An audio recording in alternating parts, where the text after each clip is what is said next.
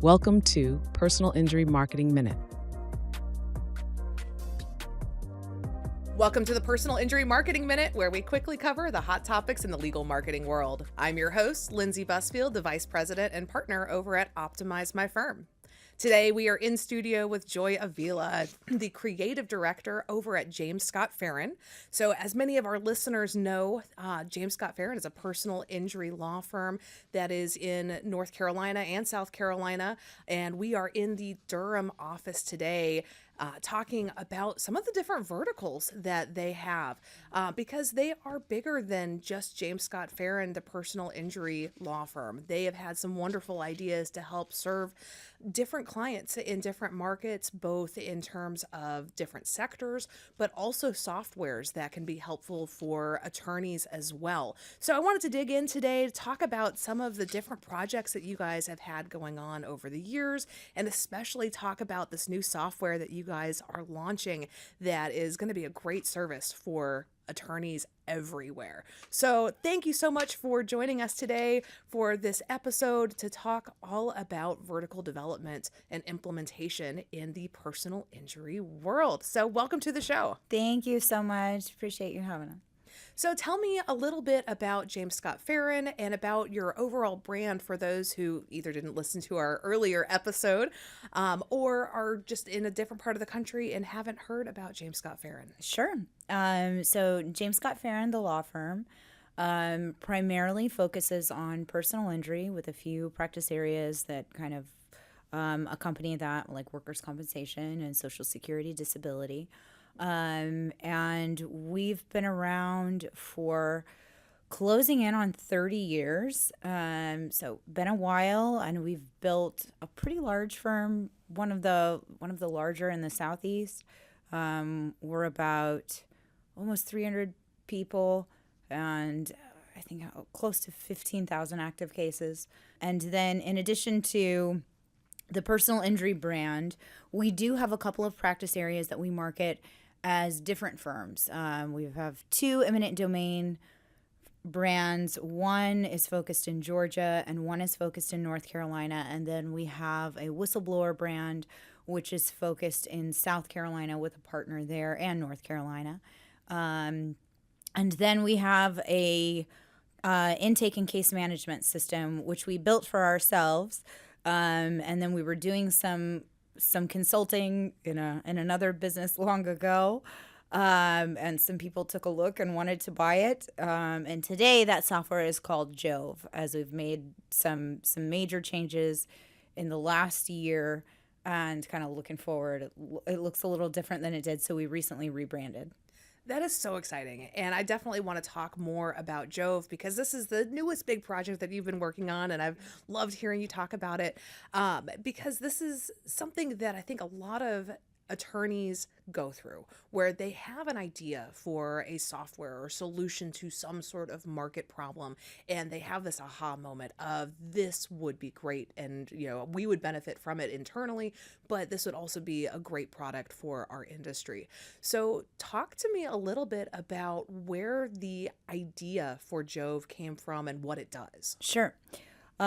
So many years ago, we were a needles using law firm, like many in that era, and we took a look at the different solutions that were on the market. And to your point about people saying that they want to create something for themselves, I think the reason that happens is many of the systems that we looked at felt a bit like straitjackets for us. We are very much built on business principles. We have read tons and tons of business books and gone through leadership trainings, and we're very much run like a business. That's been really integral to who we are. And because of that, there's a lot of focus on processes. And so something that's sort of more prescriptive in how you would run your cases did not work for us. We needed something that was going to allow us to customize the workflows the way that we wanted. We are very, very, very data driven. And so something that would also allow us to extract every single thing that we wanted out of the system and to put it into our reporting. So that was sort of the reason why we started down the path of building our own software. And then we did it, maybe 10 years ago now. The base system was built, and we were doing, like I said, we were doing consulting. People saw it, wanted to buy it. Initially, we launched as GrowPath. And, we're just focused on sort of growing slowly.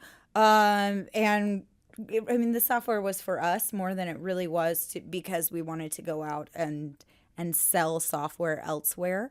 But right now we're seeing a lot of changes in the market when it comes to technology, which I'm happy we can talk more about. But the pace in legal tech is changing. And so we had to change some things right now, in order to prepare for the future, and because we see certain needs arising, based on where things are going. Well, and I think that's a great point to talk about the needs that arise, because Yeah. clearly this GrowPath started from meeting a need that you guys had internally, where the other software that was out there, the other solutions that were out there weren't meeting the need. And if that is a pain point for how you run your business successfully, that must be a pain point for how some other law firms out there are trying to run there. They might also feel like they have that straight jacket mentality and that feel when it comes to being locked into to other services and platforms. Absolutely. And so now, as you continue to grow and develop, I think that being agile when it comes to that software development is a really important piece. But that agility is not just based on a feeling, a whim. What data are you looking at, and market research are you looking at as you decide to pivot your software? It might make sense to start with the main pivots that we've made and why. So obviously right now, many firms are looking at how do we incorporate AI. And on the law firm side, that was a very big deal for us. And we're now a strategic partner with an AI company. And, they tell us that we're using it almost more than anybody else in the industry, because it was really important to us to study that and to do it right. And I think many law firms are going through the same challenge. Okay, I know that this technology exists. How do I bring it in, and how do I use it in a way that makes sense and still delivers, a quality experience to my clients? So where do I want to use it? Where do I not? And because of that, that's why we decided to take an approach with the CRM, which was to make it more open. What we're seeing right now is there's a bit of an AI race, and many case management platforms are choosing to build their own AI. And granted, that's built on top of other AI solutions. And it's hard to do it right. And then there are companies that are concentrated just on building AI, and you need something to plug them into. So the way that we've kind of thought about who we want to be in the market and the way that we're seeing this is a bit like, and I'm going to steal an analogy from our director of engineering because I thought that this was brilliant. He talked about how when cars first came out and they had navigation technology built in, immediately the navigation technology went out of date because navigation technology evolves way faster than a car. And you also do not want to have to change out your car very frequently, similarly to how you really don't want to have to change out your main repository of client information, like your case management system or intake management system, and reporting as well. So we decided what we're going to do is take more of an open option and allow people to plug in whatever AI partner they would like into our system And by keeping those separately too, you've got your car and then you've got your technology that's changing very frequently. Now we will use AI, and we are using AI to power some of our tools, but we are not trying to necessarily compete with the big giants in the space for being your main generative AI at this point. And that's a really smart approach to it because it makes it more flexible to all of your prospective clients out there. And I'm sure that they appreciate that because it is so overwhelming right now with all of the different AI services available. And once you get used to one and you have made that mental shift into, okay, this is how I'm going to integrate AI into my operations. Yeah. To have to jump essentially like from Mac brain to PC brain, trying to figure that out, it's overwhelming. And so to have that open integration is a huge benefit. And I applaud you guys for not pigeonholing yourselves into just one AI solution. Well, thank you. And to go back actually to your original question about data, what did we look at? We were looking at the market and where it's going and what we would like, if we didn't want to be the exact same. And the other thing that we took a very, very deep look at is our customers and what do they want. So we did a lot of user interviews, and we got much clearer on what it is that our clients like about Jove, and it came in loud and clear that the answer was flexibility and visibility. And those are two things that the system did well because that's what we needed it for originally. But that fits also. Now it's just an extension of additional flexibility. But we are also doubling down on those things that people really liked. And so there's more ability to configure your own platform. I think when we first went to market, we were very sort of all in one, and we thought that people would want to use these workflows that we had come up with, and looking back, we're like, that's a little arrogant. And instead, giving them putting more and more control back in their hands. And so now our tagline is run your firm your way. And that's what we're trying to do every step of the way through the process. I love that. And thinking through this as an attorney, you could look at a law firm that's developing a software and be like, oh, well, it's really easy for me to market towards my target demographic because I am my target demographic. Yeah. And you can make bad assumptions saying, well, if I'm a successful personal injury firm and they want to be a successful personal injury firm, they should be doing things exactly my way. And as you said, that's arrogant. That's an arrogant way to think. But yeah. I think that it's great that you guys are doing that research into your target audience and figuring out what they actually like about that and what they're saying about that, so that you can create a product that's really true to your target demographic outside of your own self. Yeah. And the idea too is if they want to go and create, their own tools, they can then have a place where they can plug it in. Or if they want to configure something, they have all of that ability without having to go out and hire a whole tech team and figure out how to make sure that, the data that they're using to do it is not being compromised in any way. So it's, it's built for sort of those entrepreneurial mindset people, which we noticed was a theme in people who really like our product. They're very growth-minded in general. And it's those growth-minded individuals who are going to be willing to make that shift and be willing to change case management softwares and intake management softwares. Because let's face it, when you are changing a service provider, it's a headache. And it is so difficult, and we run into this in the industry all the time, where they really have to be either having an extreme pain point to want to make a shift, or they have to have that growth mindset and that really a desire to tinker around with new things that could make their lives easier. Absolutely. And in software especially, I mean, this is the platform that runs your whole firm. We understand that changing is not easy. Our customer service team is award-winning. They're phenomenal at what they do. That's the other area, in addition to pricing, that we're kind of hanging our hat on, would be OpenAI and being really service oriented, it's insane to me that, law firms are a service oriented business, but then sometimes it does not feel like they're receiving that same level of treatment from vendors. And I think being a law firm at our core that is, service oriented bleeds over into the mindset there of, if somebody has a problem, we're going to dig in and solve it. This is not a gotcha, you already signed a contract moment.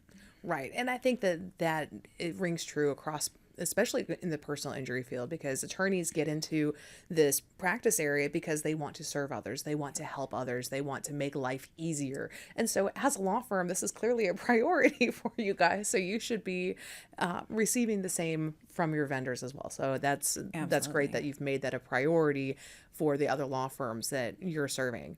And so shifting the conversation a little bit into branding, you have helped create a household name brand identity for James Scott Farrin, which is obviously a business to consumer, B2C.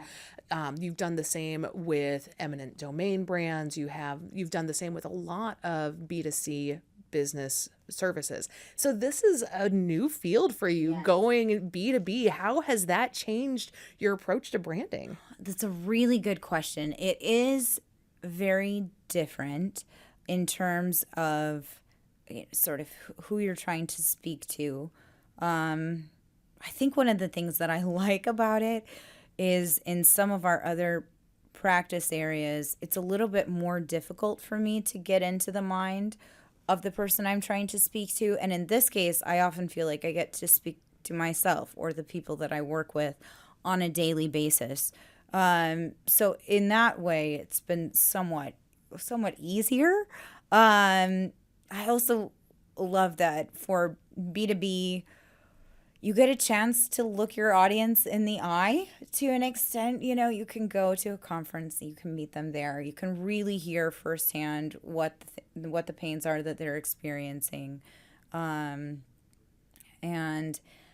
it's also a much longer sales cycle, and that plays into your branding too a lot. I think that was one of the challenges when using some of the same marketing folks for both, is in B2C, especially in PI and in eminent domain, also really all of our other practice areas, it's a very short sales cycle. You are trying to get people before they're no longer a case. So there's a lot of urgency layered onto that. And the approach for B2B has to be a lot more relationship building, a lot more building value, and creating, educational materials and things like that. So that's what I see it looking like going forward. Well, another big piece of this is that you have to build awareness for it. Yeah. When somebody's in a car accident, they have the awareness that there's a law firm that exists. They've seen the commercials, they've heard the radio ads, they know that this is a service that somebody provides, and they go and they find you.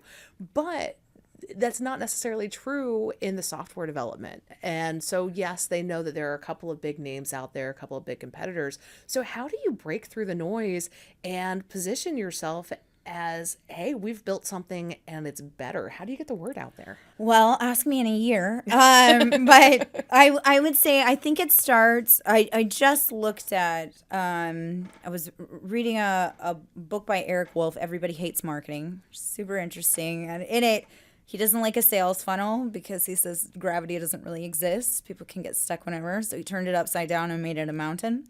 That's what it feels like a lot of times. Right. And on that, there are different points. And the first point is market fit.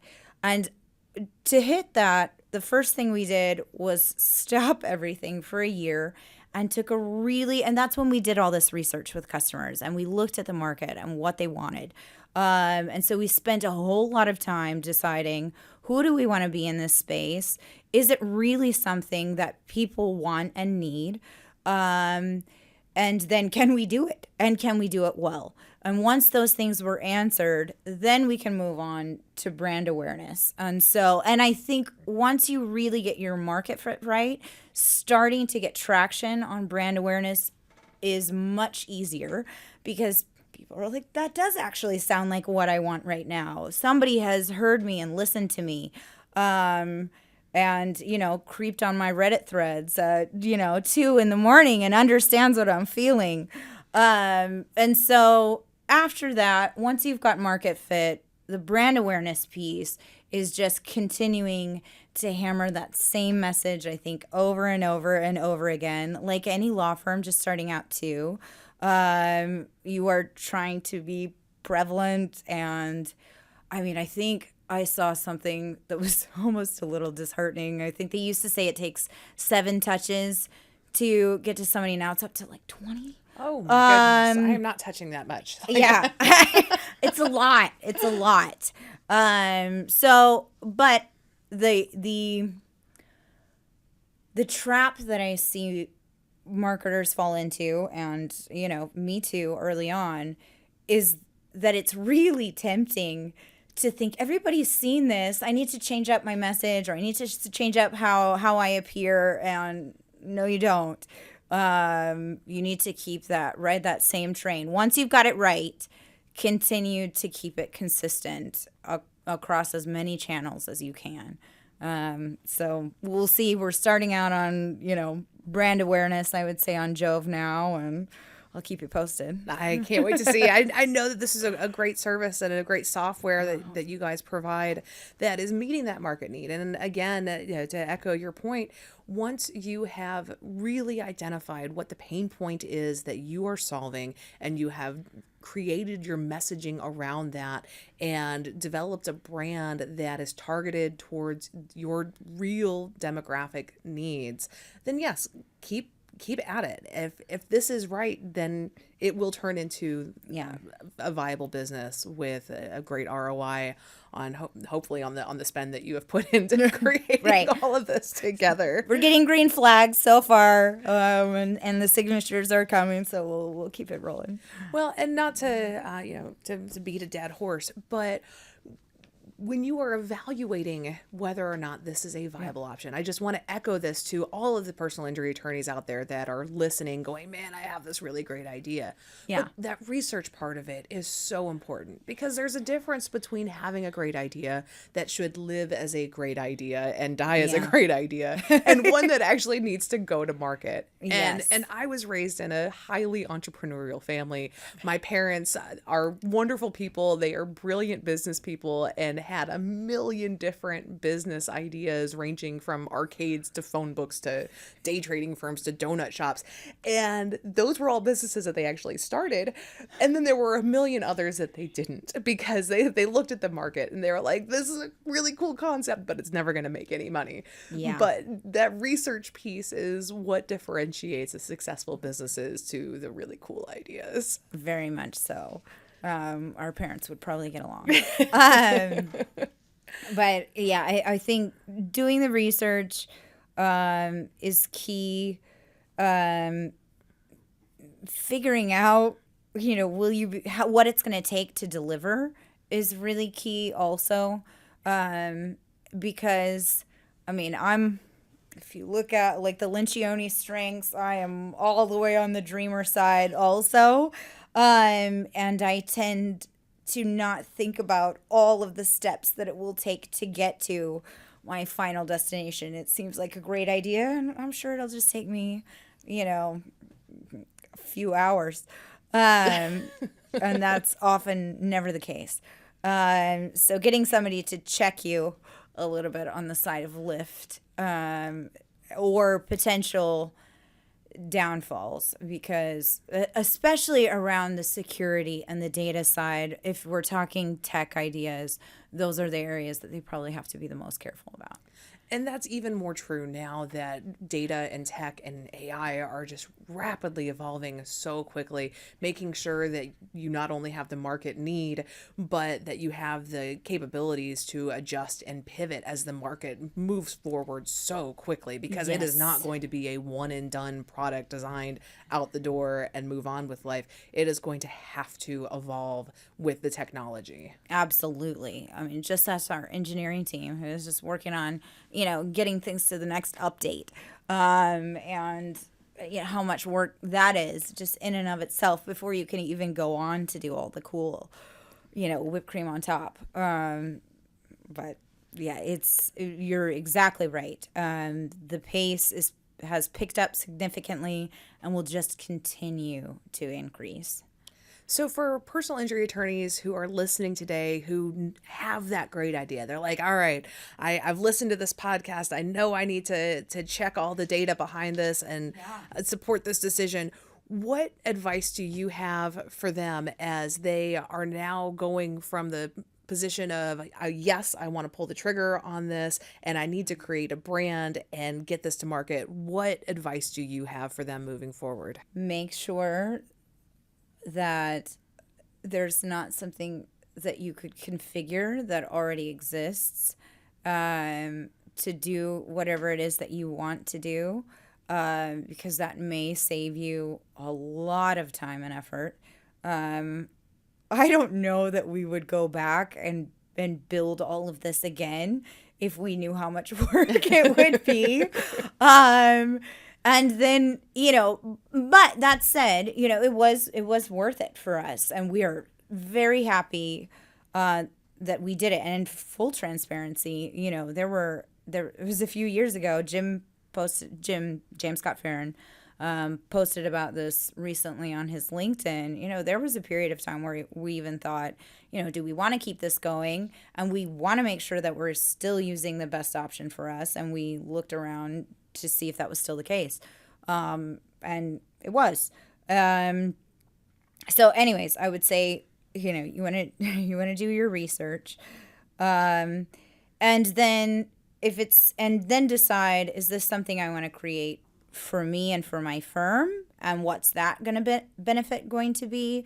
Or is this something I want to create and then sell? And know that lift is also not small, because getting people to implement technology, like we were talking about, it is not a short process. And there may even be a little bit of tech fatigue that is starting to set in. And it's we'll true. See. Tech fatigue is so real right now. There are so many advancements going on right now, and it can feel so overwhelming. And being able to push through that, having the right team in place, as you said, you have a team behind this that is constantly working on the developments. You have a team that's working on the branding for this, having the right people in place to hold each other accountable and push through that so that you can create this great software solution for other law firms. It's going to be great on the other side of this. Yes, you're hitting a phenomenal point, which is that in order for a technology to be successful, it doesn't just take the technology. It takes the people and the team around it.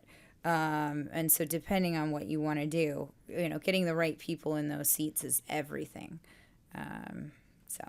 That's a great point, and I'm so glad that you have all this support behind it and all this excitement behind it.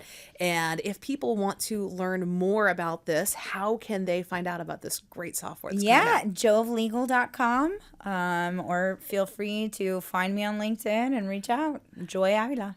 Well, and that's going to wrap up today's episode of the Personal Injury Marketing Minute. Thank you so much for joining us today, talking to us about how to build verticals and bring those great ideas to life. And follow us for more about business operations and marketing. Follow the Personal Injury Marketing Minute. If you are a law firm interested in growth and business development ideas, feel free to reach out to me at lindsey@optimizemyfirm.com. If you want to learn more about James Scott Farrin and this great law firm, find them at Farrin.com. And reach out to Joy on LinkedIn. Thank you so much for tuning in. And thank you, Joy. It has been a joy having you. Thank you. I'm sure you've never heard that one before.